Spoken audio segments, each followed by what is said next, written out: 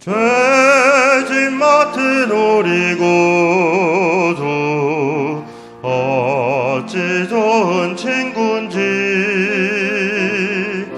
걱정 근심 무거운 짐 우리 주께 맡기세. 주께 고함 없는 거로 복을 받지 못하네. 사람들이 어찌하여 아랠 줄을 모를까. 시험 걱정 모든 괴로움 없는 사람 누군가. 부질없이 낙심 말고 기도드려 아뢰세. 이런 진실하신 친구 찾아볼 수 있을까. 우리 약함 아시오니 어찌 아니하랄까. 근심 걱정 무거운 짐 아니신 자 누군가. 피난처는 우리 예수 주께 기도드리세. 세상 친구 멸시하고 너를 조롱하여도 예수 품에 안기어서 참된 이로 받겠네. 아멘.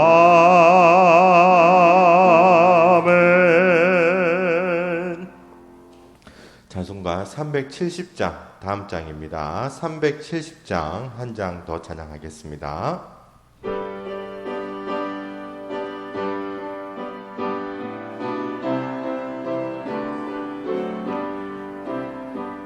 주 안에 있는 나에게 딴 근심이 있으랴. 십자가 밑에 나아가 내 짐을 풀었네. 주님을 찬송하면서 할렐루야 할렐루야. 내 앞길 멀검에도 나 주님만 따라가리. 그 두려움이 변하여 내 기도 되었고 점날의 한숨 변하여 내 노래 되었네. 주님을 찬송하면서 할렐루야 할렐루야. 내 앞길 멀검에도 나 주님만 따라가리. 내 주는 자비하셔서 늘 함께 계시고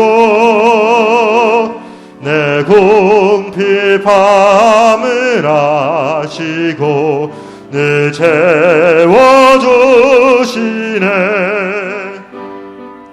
주님을 찬송하면서 할렐루야 할렐루야. 내 앞길 멀검에도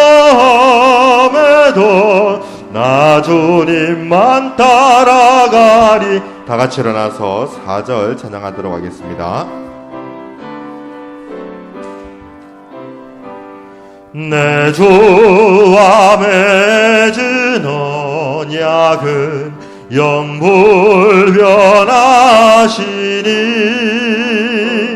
그 나라 가기까지는 늘 보호하시네. 주님을 찬송하면서 할렐루야 할렐루야 내 앞길 멀고 험해도 나 주님만 따라가리.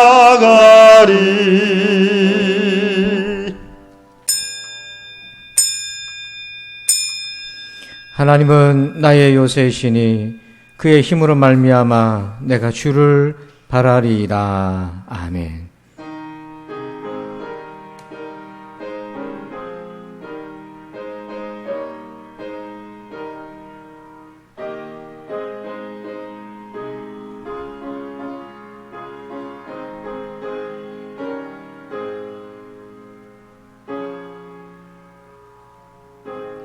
나의 요새이신 하나님, 나의 힘이신 하나님을 예배합니다. 우리가 주를 바라봅니다. 오셔서 우리의 충만이 되어 주옵소서. 오셔서 우리를 만나 주옵소서. 오늘 우리는 성령 안에서 예수 그리스도의 이름으로 예배합니다. 우리의 예배를 받아 주옵소서. 감사합니다. 주님, 예수님의 이름으로 기도합니다. 아멘. 우리 다 함께 찬송가 36장을 찬양드립니다.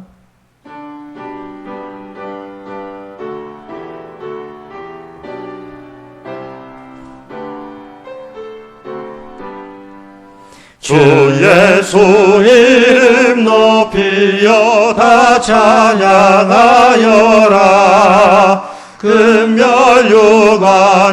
들여서 만유의 주 찬양. 금멸유관을 들여서 만유의 주 찬양. 주 예수 당한 고난을 못 잊을 죄인아 내 귀한 몸에 바쳐서 만유의 주 찬양. 내 귀한 몸에 바쳐서 만유의 주 찬양. 이 지구 위에 거하는 온 세상 사람들 그 크신 위엄 높여서 만유의 주 찬양.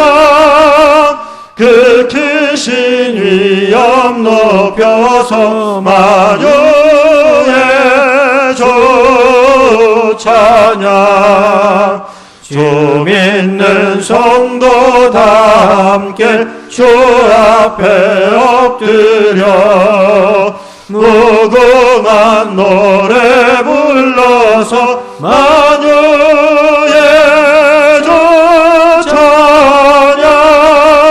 무궁한 노래 불러서 만유의 주 찬양. 아멘. 교독문 제5번 시편 8편을 교독하겠습니다. 여호와 우리 주여, 주의 이름이 온 땅에 어찌 그리 아름다운지요. 주의 대적으로 말미암아 어린아이들과 젖먹이들의 입으로 권능을 세우시며 주의 손가락으로 만드신 주의 하늘과 사람이 무엇이기에 주께서 그를 생각하시며 그를 하나님보다 조금 못하게 하시고 주의 손으로 만드신 것을 다스리게 하시고 만물을 그의 발 아래에 두셨으니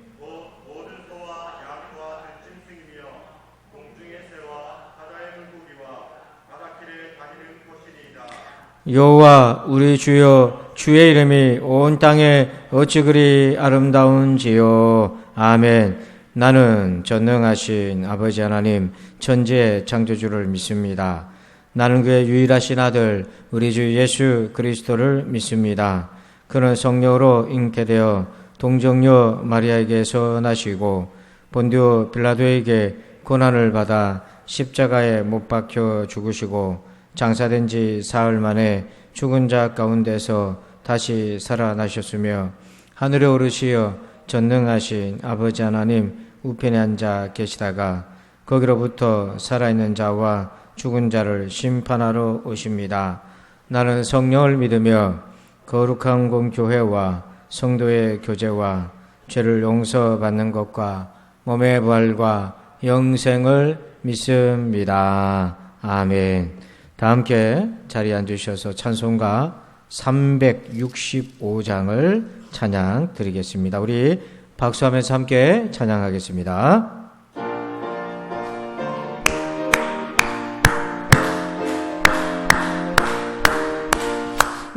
마음속에 근심 있는 사람 주 예수 앞에 달래어라. 슬픈 마음 있을 때에라도 주 예수께 아뢰라. 주 예수 앞에 달래어라. 우리의 친구니 무엇이나 근심하지 말고 주 예수께 아뢰라. 눈물 나며 깊은 한숨 쉴 때 주 예수 앞에 달래어라. 은밀한 죄 내게 있더라도 주 예수께 아뢰라. 주 예수 앞에 달래어라. 주 우리의 친구니 무엇이나 근심하지 말고 주 예수께 아뢰라. 괴로움과 두려움 있을 때 주 예수 앞에 달래어라. 내일 일을 염려하지 말고 주 예수께 아뢰라. 주 예수 앞에 달래어라. 주 우리의 친구니 무엇이나 근심하지 말고 주 예수께 아뢰라. 죽음 앞에 겁을 내는 자여 주 예수 앞에 달래어라. 하늘나라 바라보는 자여 주 예수께 아뢰라. 주 예수 앞에 달래어라. 주 우리의 친구니 무엇이나 근심하지 말고 주 예수께 아뢰라. 아멘. 우리 다 함께 한 주간 동안 지은 죄를 회개하고 용서의 은혜와 성령의 도움을 구하겠습니다. 우리 다 같이 기도하겠습니다.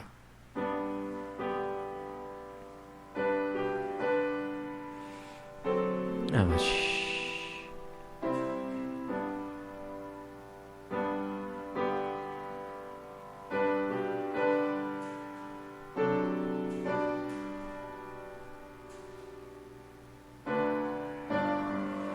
아멘. 주.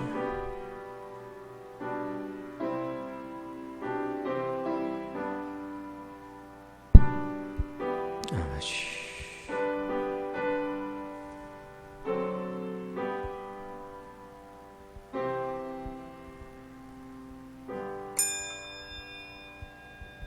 하나님께 감사와 찬송 올려드립니다. 주일 맞아 하나님께 예배하게 하심에 감사드립니다. 무조건적인 사랑으로 우리를 예수 그리스도를 믿어 하나님 나라에 들어가게 하심 또한 감사드립니다. 오늘도 주께 예배하오니 성령의 은혜로 함께하여 주옵소서. 아멘. 이 예배를 통하여 연약한 자에게 강함을 주시고 무지한 자에게 지혜를 주시며 마음이 상한 자에게 위로를 더하여 주시옵소서. 아멘. 오늘은 창립 기념 주일로 지킵니다. 50여 년 전 교회를 세우시고 지금까지 하나님의 은혜로 인도하심 감사드립니다. 지금 이 시대에 온 성도가 함께 깨어나서 영적으로 깨어서 구원의 방주의 역할을 계속적으로 감당하는 우리 교회 되게 하여 주시옵소서. 아멘. 코로나19로 인하여서 여러 가지 고통 중에 있습니다. 속히 치유하여 주시옵소서. 아멘. 하나님께서 지금 이 시간도 함께 하셔서 연약한 자들에게 함께 하시고 치유하여 주시옵소서. 아멘. 하나님, 이 시간 말씀을 듣습니다. 이 시간 말씀을 들을 때에 믿음으로 반응하여 성령으로 충만한 시간 되게 하여 주옵소서. 아멘. 30배, 60배, 100배의 결실을 맺어 하나님 앞에 의의 열매 드리게 하소서. 지금 감사드리며 예수 그리스도 이름으로 기도드립니다. 아멘.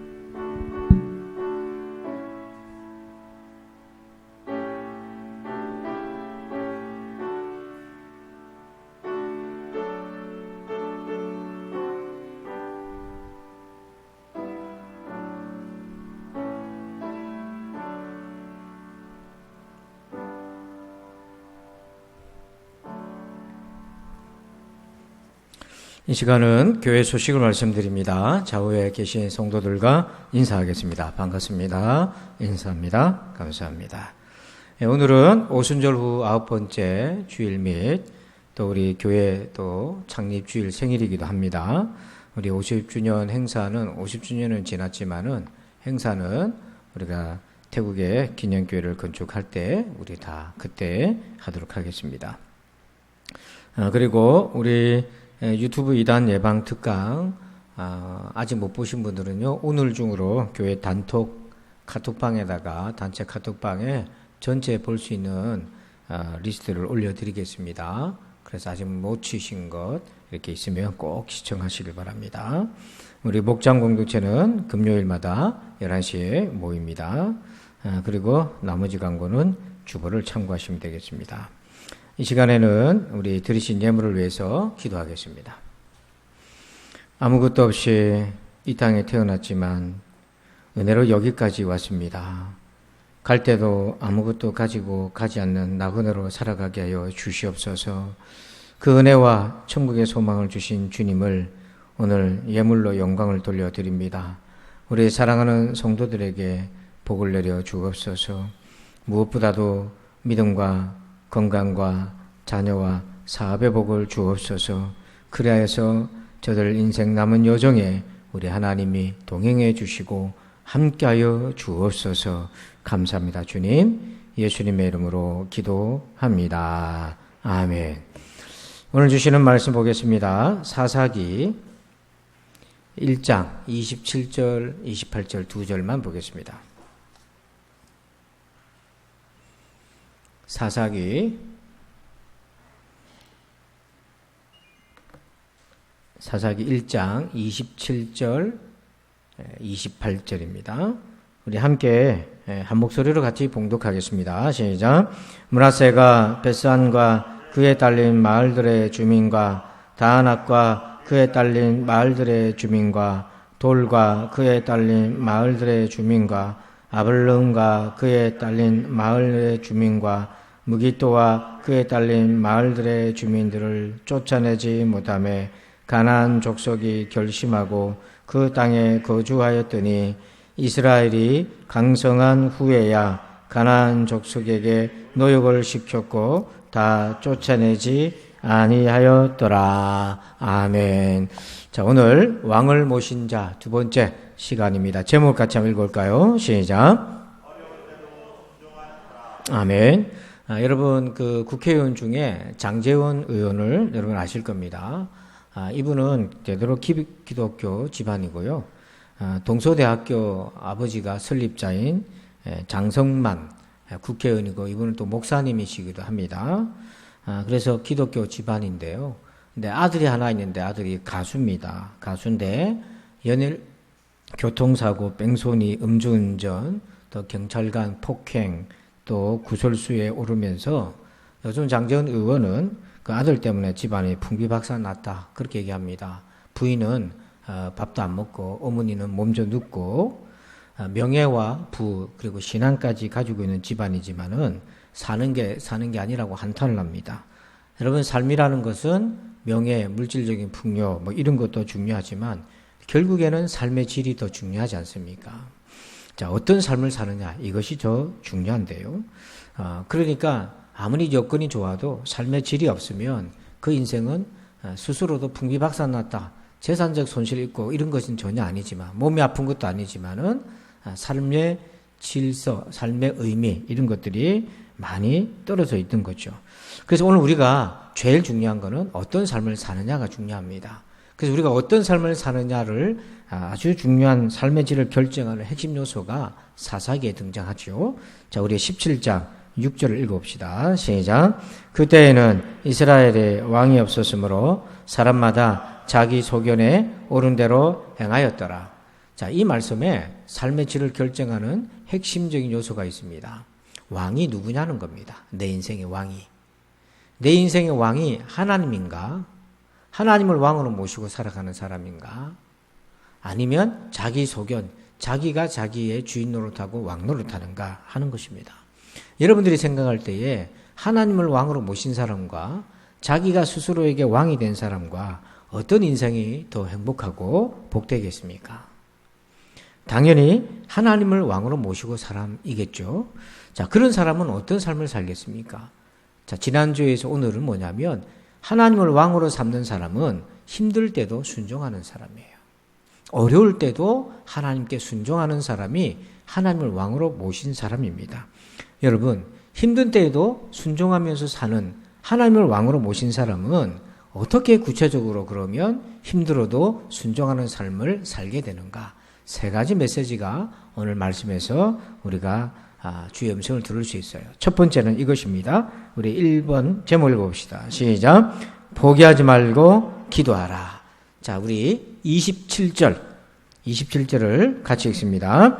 므낫세가 베스안과 그에 딸린 마을들의 주민과 다낙과 그에 딸린 마을들의 주민과 돌과 그에 딸린 마을들의 주민과 이블르함과 그에 딸린 마을들의 주민과 무기또와 그에 딸린 마을들의 주민들을 쫓아내지 못하며 가나안 족속이 결심하고 그 땅에 거주하였더니. 아멘. 자, 27절 앞에 보면 므낫세 지파가 분배받은 땅이 나옵니다. 자, 그 땅에는 원주민들이 살고 있었어요. 가나안 원주민들이. 그래서 그 땅의 원주민들을 쫓아내야 되는데 27절 끝에 보니까 가나안 족속이 뭐 했다고 되어 있습니까? 결심하고 그 땅에 거주했다 이렇게 되어 있어요. 여기서 가나안 땅이 결심했다는 말은, 결심이라는 단어는 어떤 거냐면 저항하고 거부하고 싸웠다는 겁니다. 그러니까 지금 므낫세가 자기들이 분배받은 땅에서 있는 원주민들을 쫓아내야 되는데 힘이 부족해가지고 그 가나안 족속을 쫓아내지 못했다는 거예요. 가나안 족속의 저항에 부딪혔고 그 저항을 이겨낼 만큼의 힘이 모자랐다는 것을 얘기합니다. 자, 여러분, 우리가 해결해야 될 힘이 모자랄 때, 우리가 우리의 삶의 반경에서 쫓아내고 멀리해야 될 것을 그렇게 하지 못해서 힘이 딸려서 우리가 그게 끌려갈 때에, 그럴 때 자기가 왕노릇하는 사람은 두 가지 모습을 보입니다. 하나는 뭐냐면 체념하는 거예요. 포기해버리는 거예요. 그리고 또 하나는 적당하게 타협을 하는 것입니다. 그래서 여기서 가나안 족속이 거주하기로 결심했다는 것은 뭐냐면 므낫세 지파가 더 이상 이들과 싸우지 않았다는 겁니다. 포기해버렸다는 겁니다. 또는 이들과 적당하게 협상하고 타협을 받다는 것입니다.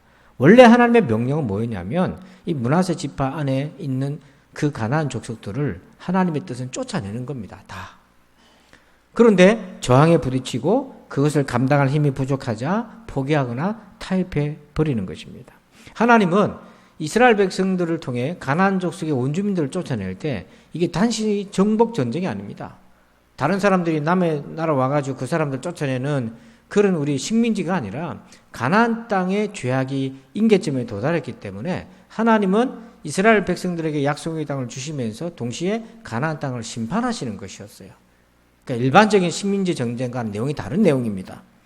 자, 그럼에도 불구하고 이들이 저항하고 거세게 저항할 때에 이 므낫세가 힘이 모자라니까 타협하고 포기해버린 겁니다. 근데 문제는 이런 모습이 곳곳에서 우리에게 발목을 잡습니다. 우리도 그렇습니다. 반드시 우리가 쫓아내야 되고 멀리해야 될 건데 힘이 모자라니까 포기하거나 타협해버리고 많은 경우가 얼마나 많습니까? 자, 성경에 보면 출애굽 과정에서 민수기에 보면 모세가 약속의 땅에 정탐꾼을 12명을 40일간 보내잖아요. 그 40일간 12명이 정탐을 딱 하고 돌아와서는 너무 좋은 거예요. 하나님의 약속의 땅이 맞습니다. 그러나 그 땅에는 강성한 원주민들이 살고 있었기 때문에 12명 중에 10명이 보고를 하는데 어떻게 보고했냐면 이 땅을 우리가 정복하기 어렵다. 거의 불가능하다. 이렇게 악평을 해버렸습니다. 그런데 바로 이것 때문에 하나님이 주시겠다고 약속했으면 싸워야 되고 이겨내야 되는데 딱 보니까 전력상 상대가 안 되겠다 하니까 우리 못합니다. 절대로 정복할 수 없습니다라고 백성들 앞에 그렇게 부정적으로 보고해버렸고 이 모습 때문에 이것 때문에 40년을 이스라엘 백성들이 광야를 헤매면서 1세대들이 광야에서 다 죽게 됩니다. 위기의 순간에 자기 소견대로 처리해버린 겁니다. 자기 생각대로. 그러나 하나님을 왕으로 모신 사람은 어떻게 해야 합니까? 자기 소견이 아니라 하나님을 진짜 왕으로 인정하고 모신 사람은 어떻게 해야 됩니까? 그런 사람은요, 끝까지 포기하지 않고 하나님께 힘을 구해야 합니다. 여러분, 끝까지 포기하지 말고 힘을 구하시길 바랍니다. 여기에는 끈질긴 기도가 필요한 것입니다. 사사기에는요, 끔찍한 사건이 하나 등장해요. 어느 날 레위 사람의 아내가 베냐민 지파 지역을 지나가는데 그 지역 사람들에게 말할 수 없는 일들을 당하고 그래서 이 레위 사람이 자기 아내를 시신을 조각을 내어서 이스라엘 12지파 전체에 보냅니다. 그래서 이스라엘이 일제히 일어나면서 어떻게 이 베냐민 지파 안에 이런 극악무도한 일이 생길 수 있느냐. 그래서 나머지 지파들이 베냐민을 징계하기 위해서 군대를 일으켰어요. 그런데 그 전쟁에서 1차전에서 패배합니다. 이스라엘 전체가 베냐민을 상대를 못해요. 이들의 모습은 어땠냐면 1차전 때 군사적 우위가 압도적 우위에 있었습니다. 그럼에도 불구하고 대표했어요. 그때 무려 22,000명이 전사했습니다. 당시 베냐민 지파의 군대는요 26,000명에 불과했고요. 나머지 지파가 다 모였으면 충분히 제압할 수 있었는데 1차전에서 오히려 22,000명이 사상자가 생기면서 패배해버렸습니다. 그때 이스라엘이 어떻게 반응했는가? 자, 22절, 23절 한번 읽어봅시다. 시작. 이스라엘 사람들이 스스로 용기를 내어 첫날 전열을 갖추었던 곳에서 다시 전열을 갖추니라. 이스라엘 자손이 올라가 여호와 앞에서 저물도록 울며 여호와께 여쭈어 이르되 내가 다시 나아가서 내 형제 베냐민 자손과 싸우리까 하니 여호와께서 말씀하시되 올라가라서 치라 하시니라. 자, 22절 앞에 보니까 1차전에서 2만 명 이상이 죽었는데도 용기를 내어서 23절에 하나님 앞에서 울면서 기도합니다. 그래서 2차전을 포기하지 않고 2차전을 치르러 올라가요. 그런데 여러분 안타깝게도 2차전에서도 이스라엘 전체 군대가 18,000명이 죽습니다. 그리고 전쟁에서 져요. 이 조그마한 베냐민 지파를 상대를 못해서 2차전에도 패배합니다. 자, 그러자 나머지 이스라엘이 어떻게 했습니까? 자, 26절부터 28절을 제가 읽습니다. 한번 여러분 관찰해 보시죠.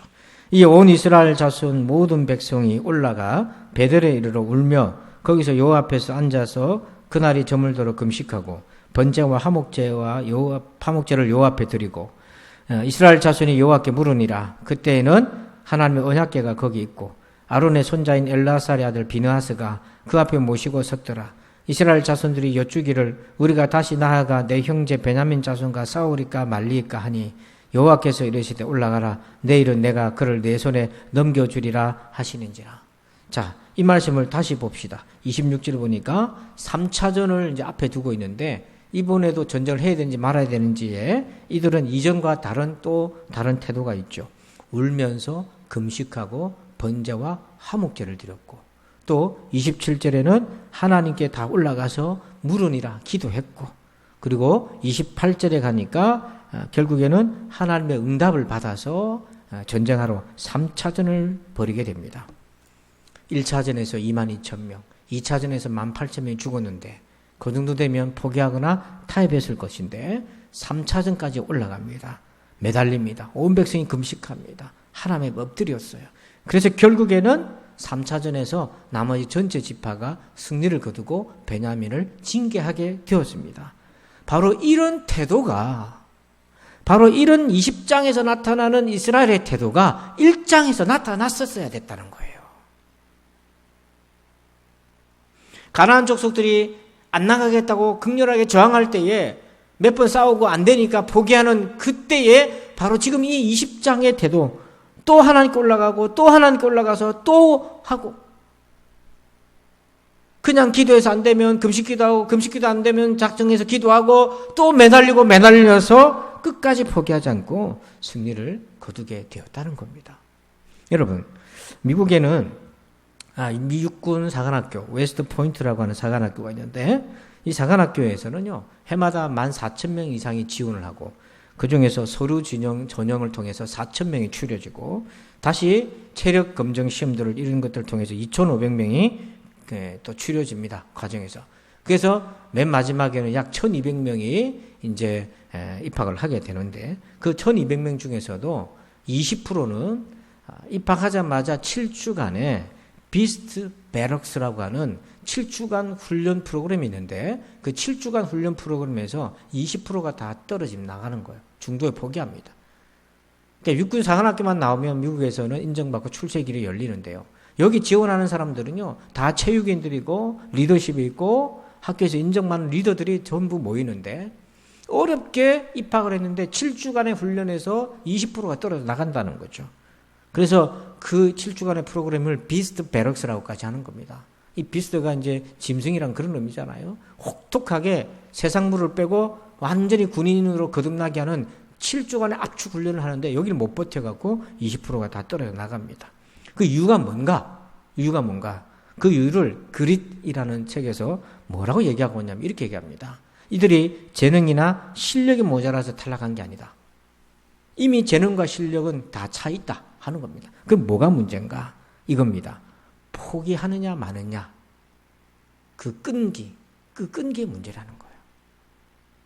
실력의 문제가 아니라는 거예요.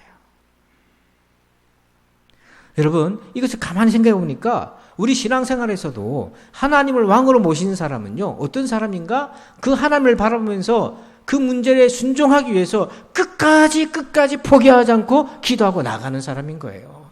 그러나 자기가 왕인 사람, 자기 소견대로 사는 사람은 자기 생각대로 몇 번 해보고 안 되면 포기하고 타협하거나 체념해 버리는 겁니다.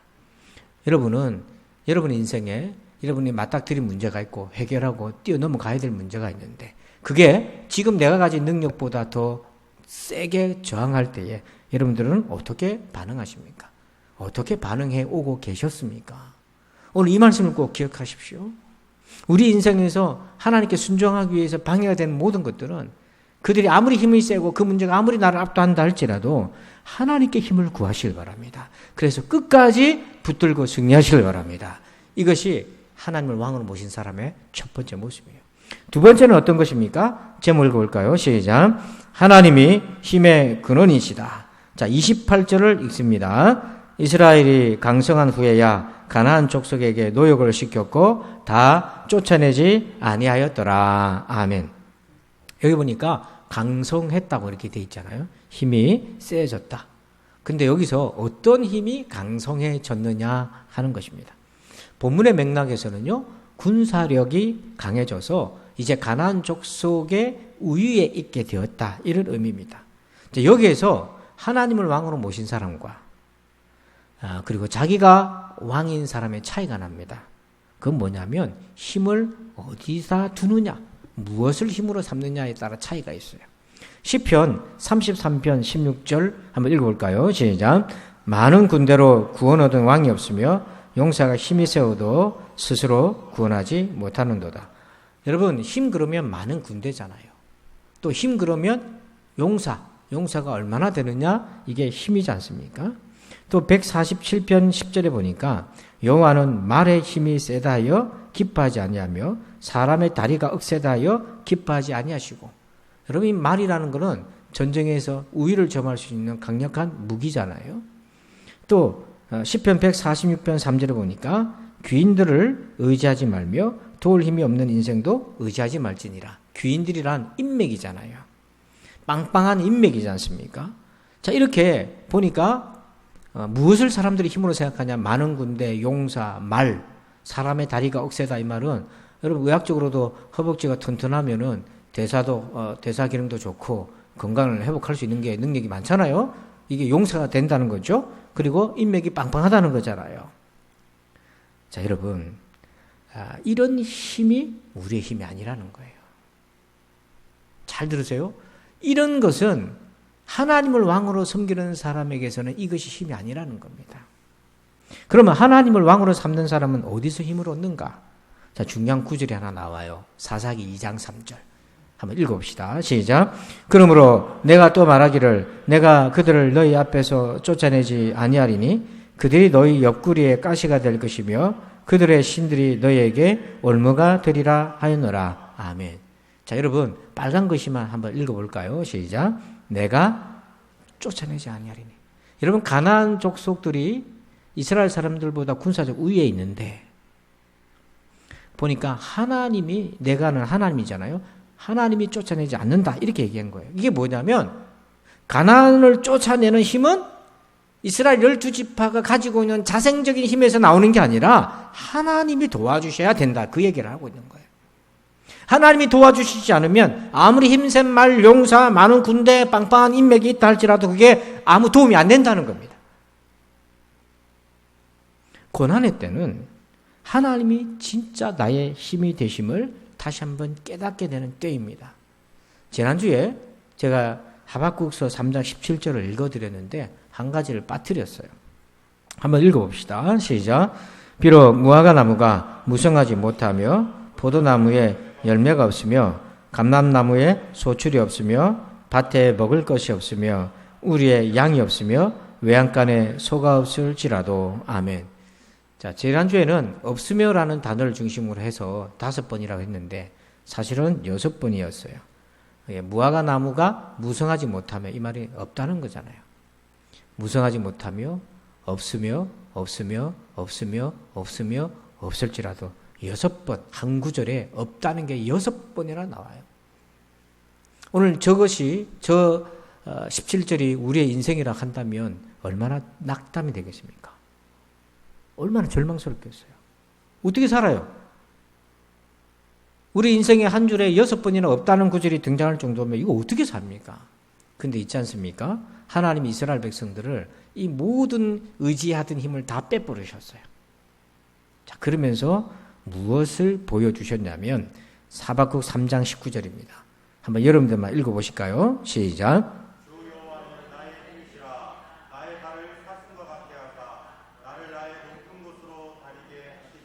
아멘. 그 앞에 뭐라고 고백하고 있습니까? 주 여호와는 뭐예요? 나의 힘이다. 진짜 힘이 무엇인지를 하나님께서 이스라엘 백성들의 6가지를 없애버리시면서 진짜 힘이 무엇인지를 보이도록 눈을 열어주시는 거예요. 그러니까 오늘 우리가 우리 인생에 무성하지 못하고 없으며 없으며 없으며 없으며 없을지라도 이 6번의 부재가 우리 인생에 있을 때에 그때 낙담하는 걸로 끝나면 진짜 우리는 죽습니다. 그게 아니라 그렇기 때문에 비로소 눈을 열고 나의 힘이 하나님이시다라는 것을 여러분 고백하시길 바랍니다. 이게 신앙입니다. 지금요 모든 것을 있고 다 가졌어도 살 의미가 없어서 허망한 인생을 살아가는 영혼들이 얼마나 많은지 몰라요.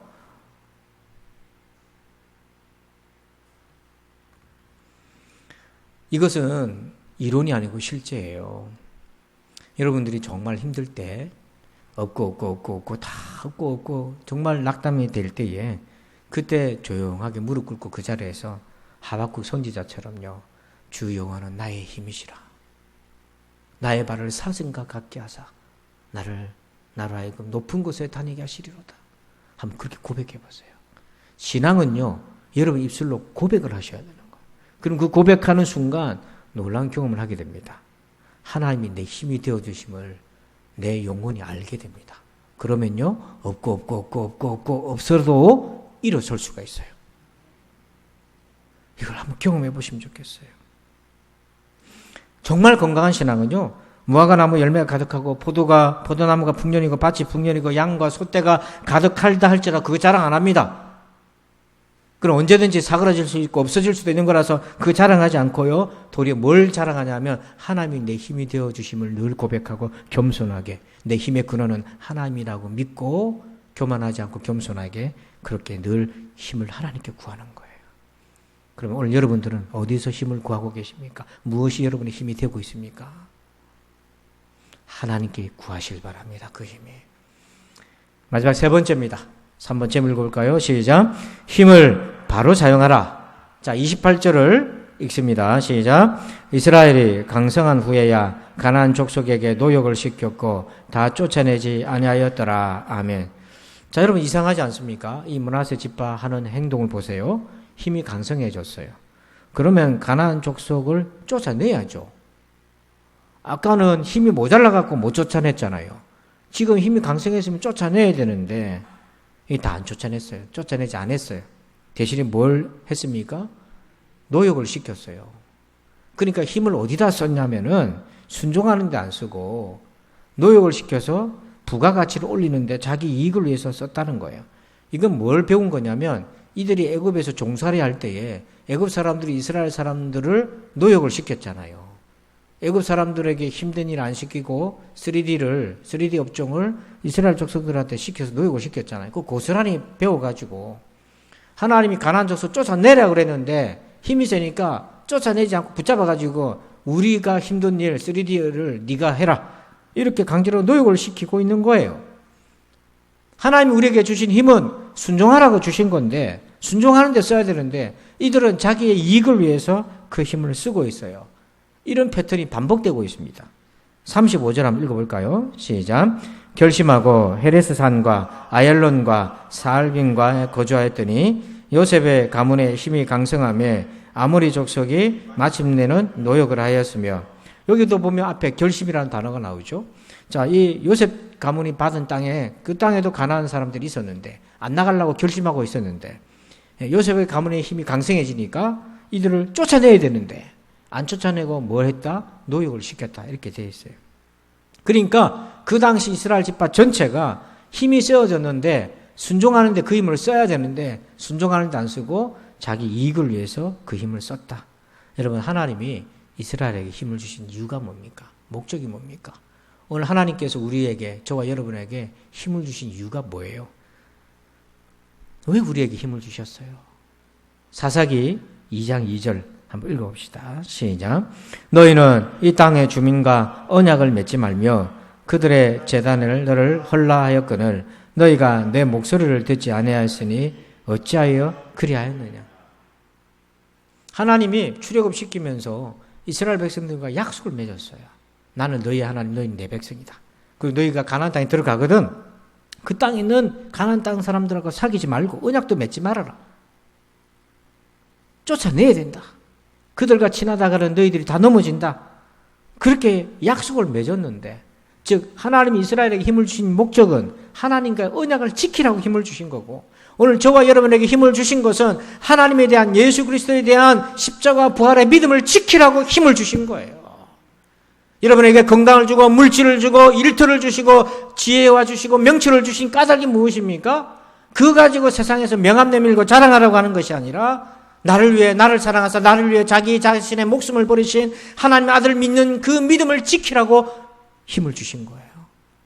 근데도 엉뚱하게도 많은 그리스도인들이 하나님 주신 힘을 가지고 자기 자랑하고 뽐내고 자기 정력을 위해서 살아가고 자기 이익을 위해서 그 힘을 쓰다가 넘어지는 사람들이 얼마나 많습니까? 그 결과 어떻게 되었습니까? 이 힘을 잘못 쓴 결과 사사기 2장 3절에 이렇게 되어 있습니다. 그러므로 내가 또 말하기를 내가 그들을 너희 앞에서 쫓아내지 아니하리니 내가 너희 이제 안 도와줄 거야. 그들이 너희 옆구리에 가시가 될 것이며 그들의 신들이 너희에게 올무가 되리라 하였노라. 너희가 좋아하고 아껴두고 이익의 통로로 삼았던 그들이 결국에 너희들의 옆구리에 가시 노릇할 것이고 올무가 될 것이다.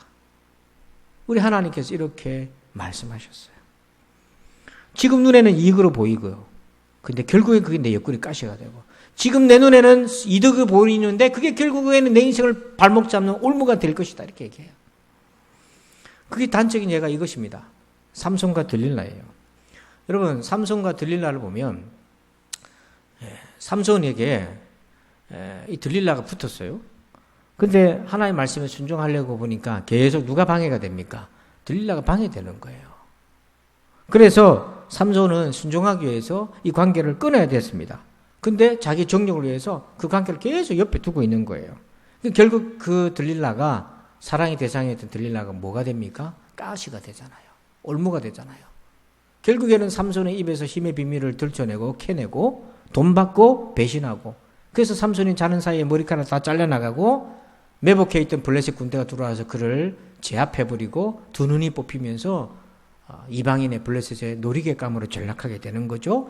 그런 과정을 통해서 삼손은 순종이고 뭐고 몸과 마음과 영혼이 다 망신창이가 돼버렸어요.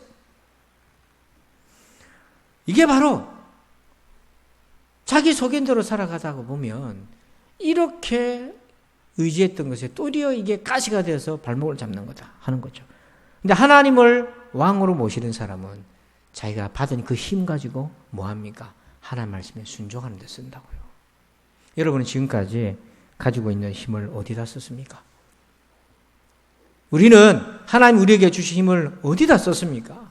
뭐 하는데 그 힘을 우리가 사용했던 건가요? 성도 여러분, 인생은 여러분도 살아보시니까 알잖아요. 삶은 그 모양보다는 내용이 중요하잖아요. 그 내용은 얼마나 복된가. 이 내용은, 삶의 질은 순종하기 힘들 때에도 순종할 때의 삶의 의미와 질이 결정이 되는 거예요. 하나님을 왕으로 모신 사람은요, 순종하기 정말 어려운 그 순간에도 순종의 길을 선택하고 그 길을 걸어갑니다. 그들은 어떻게 힘든데도 순종합니까? 첫 번째, 끝까지 포기하지 않고 기도했기 때문이고, 둘째, 하나님에게서 힘을 찾기 때문이고, 세 번째, 그 순종하는데 자기가 받은 힘을 썼기 때문인 거예요. 오늘 여러분 이 말씀을 꼭 기억하셔서 하나님을 왕으로 모시고 힘들 때에도 순종하는 저와 여러분 되기를 주의 이름으로 축원합니다. 아버지 하나님 감사합니다. 어렵고 힘들 때에도 하나님을 왕으로 모신 사람은 끝까지 순종의 길을 선택하고 걸어가는 것임을 우리가 오늘 말씀을 통해서 깨닫고 받았습니다. 사랑하는 우리 성도들 끝까지 포기하지 않고 기도하게 도와주시고, 아버지 하나님에게서 힘을 찾게 하시고 순종하는 데 그 힘을 쓰게 하여 주시옵소서. 감사하며 예수님의 이름으로 기도합니다. 아멘.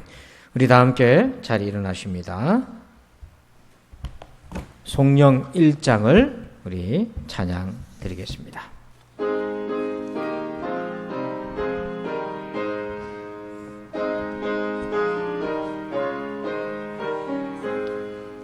만복의 근원 하나님, 온 백성 찬송 드리고 저 천사여 찬송하세.